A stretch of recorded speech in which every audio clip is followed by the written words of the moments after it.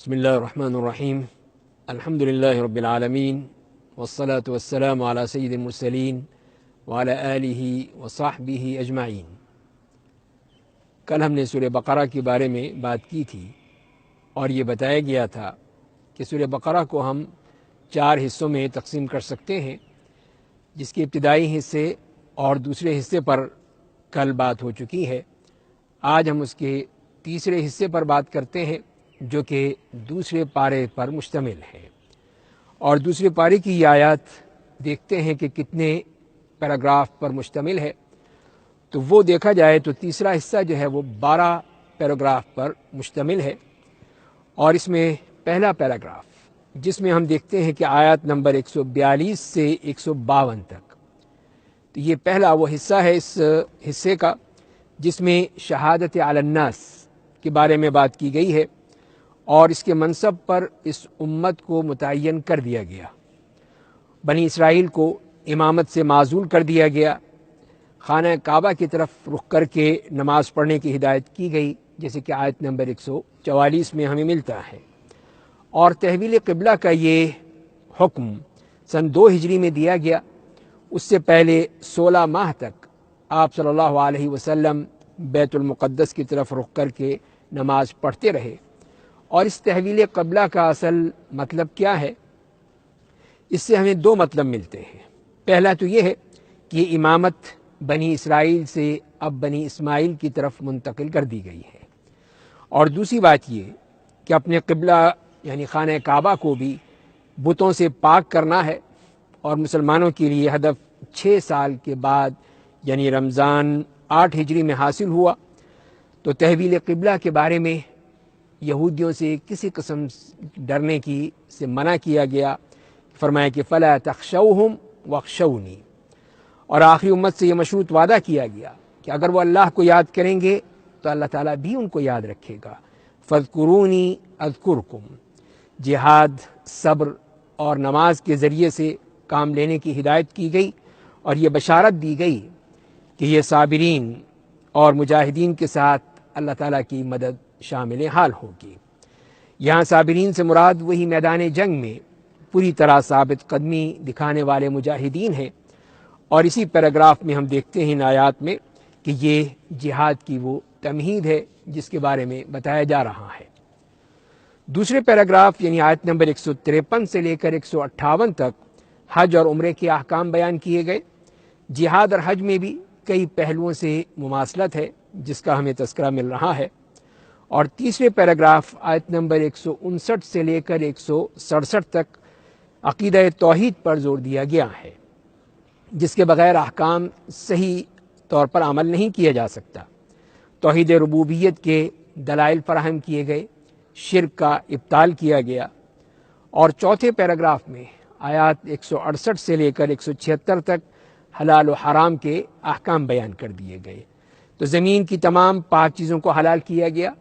حلال و حرام کے معاملے میں یہ بتانے کے جو وہ کہتے تھے کہ ما الفینا علیہ آباءنا، اس کے بجائے یہ بتایا کہ ما انزل اللہ، کہ اپنے آباء و اجداد کی بات نہیں بلکہ جو اللہ کا حکم ہے اس پر تمہیں عمل کرنا ہوگا، اور جس میں 4 چیزیں، جس میں مردار، خون، سور کا گوشت اور غیر اللہ کے نام کا ذبیحہ حرام ٹھہرا دیا گیا، اور حالت اضطرار میں صرف چھوٹ دے دی گئی۔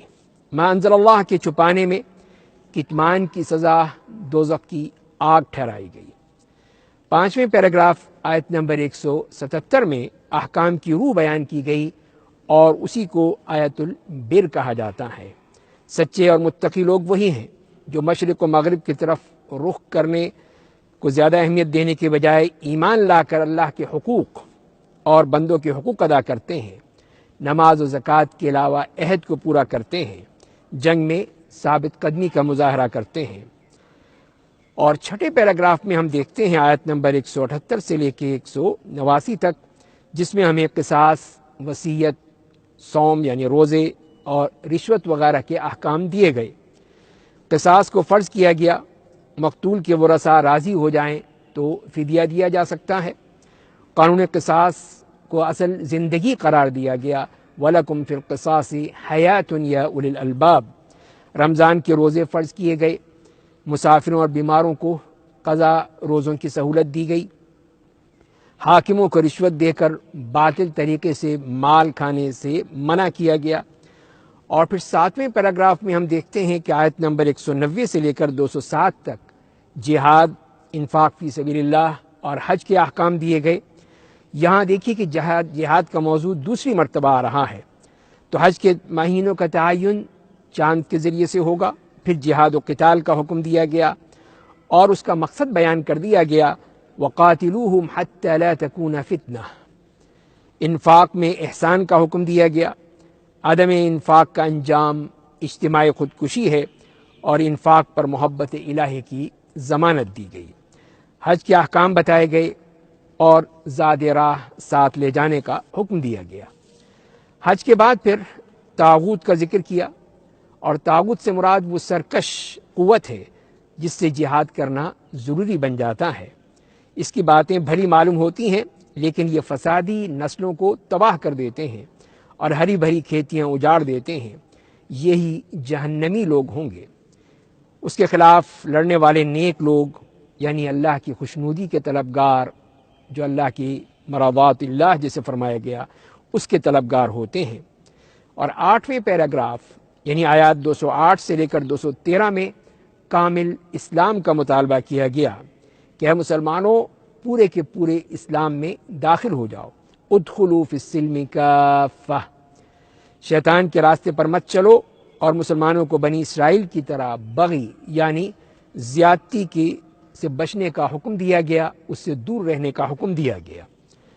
اور 9ویں پیراگراف میں دیکھتے ہیں آیات 214 سے 218 تک کہ انفاق اور جہاد کے احکام بیان کیے گئے۔ یہاں یہ مضمون تیسری مرتبہ آ رہا ہے۔ تو جہاد میں شرکت، آزمائشوں کے بغیر جنت میں داخلے کو آسان نہیں سمجھنا چاہیے۔ انفاق کی ترغیب اور ناگوار چیزوں میں موجود خیر کی وضاحت کر دی گئی۔ ایمان لا کر ہجرت اور جہاد کرنے والے اللہ کی رحمت کے امیدوار ہوں گے۔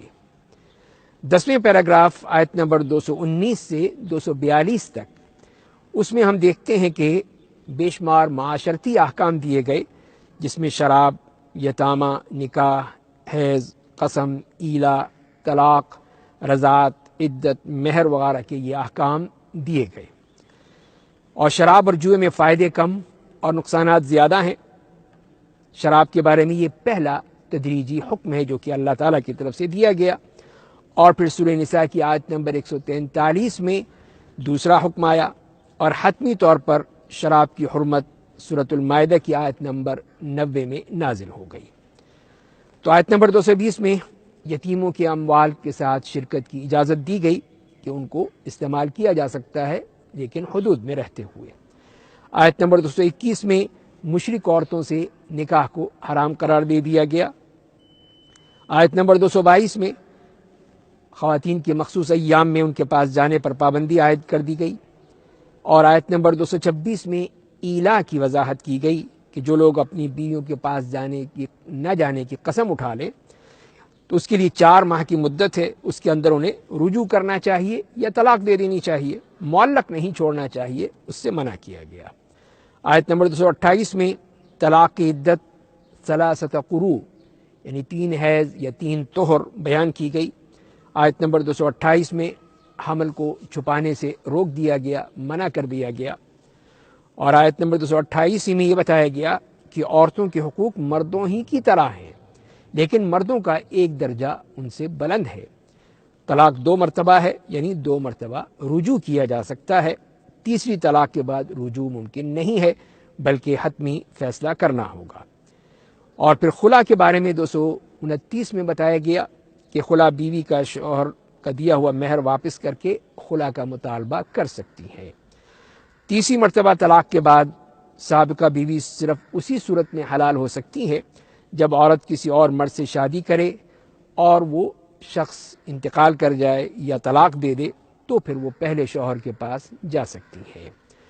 آیت نمبر 231 اور 232 میں ہم دیکھتے ہیں کہ رضاعت کے سلسلے میں اور اس سے پہلے بیویوں اور عورتوں سے حسن سلوک کی نصیحت کی گئی، اور پھر رضاعت کے سلسلے میں بتایا گیا کہ اس کی زیادہ سے زیادہ مدت 2 سال ہے۔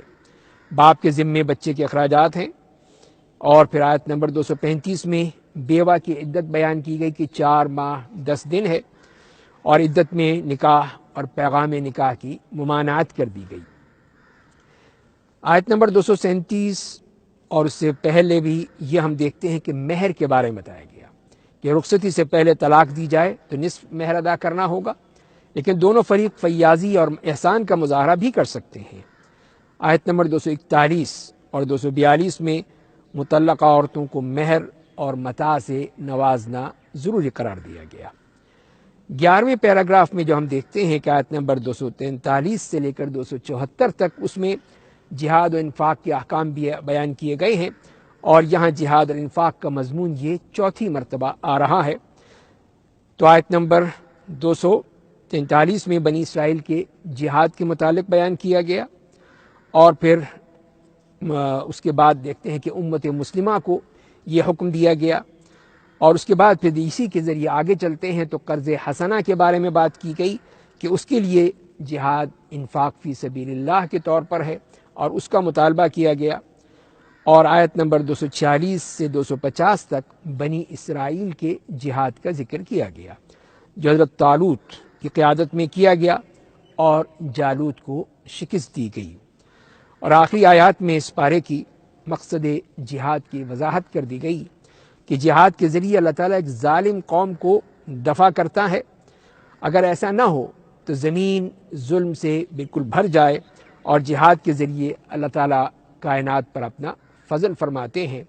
تو اس طرح ہم دیکھتے ہیں کہ اس پارے میں خاص طور پر وہ احکام دیے گئے جو کہ ایک اسلامی حکومت کے لیے لازمی ہیں، اور ایک اسلامی حکومت ہی یہ احکام نافذ کر سکتی ہے۔